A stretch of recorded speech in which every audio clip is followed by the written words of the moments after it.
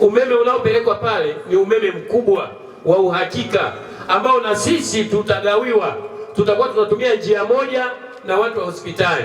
Kwa hiyo nina uhakika mwezi wa 6 mwanzoni mradi huo utakamilika. Mwezi wa 6 hii line mpya tutaanza kuitumia na adha ya umeme itakuwa imeisha. Na hili swala la umeme, wananchi, ngoja niwaeleze, sio jambo dogo, lakini TANESCO wamelichukua kwa ukubwa wake. Nimekuwa nikipigiwa simu sana, hasa na watu wa Kibena na Ramadhani, lakini niwaambie liko tatizo. Amekuja hapo meneja wa kanda wa TANESCO, kuna nyaya inayoshikilia transformer isiungue. Kuna nyaya zimefungwa, kazi yake ni kushikilia transformer isiungue kutokana na hali ya hewa, radi, mvua na nini. Wameshakata zile nyaya kwenye transformer 3 hapa Ramadhani, wameshakata zile nyaya kwenye transformer 2 za Mahele, wameshakata zile nyaya kwenye transformer ya Kibena. Wanaokata hizo nyaya ni wezi.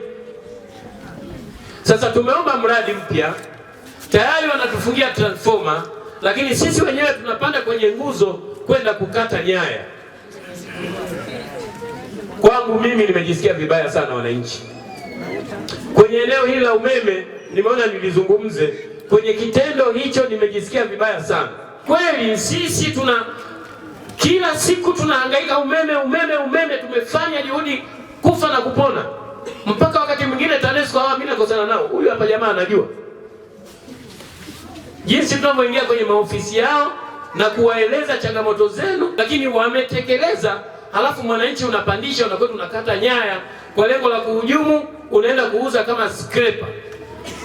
Nimekwenda TANESCO, nimekwenda TARURA na waombea, lakini mwizi mmoja anajitokeza na mkuta yuko kujue, hawezi kupona. Sambamba na vibaka tutajibu huko mbele, lakini tunataka tuwe na kata ya watu wastaarabu. Ndugu zangu, tumepewa umeme, Mama Samia ametuletea hela, mbunge naye amehangaika, TANESCO wameleta, diwani naye kwa nafasi yake amefanya. Wewe unaenda kukata umeme Ramadhani, wiki nzima hatupati umeme.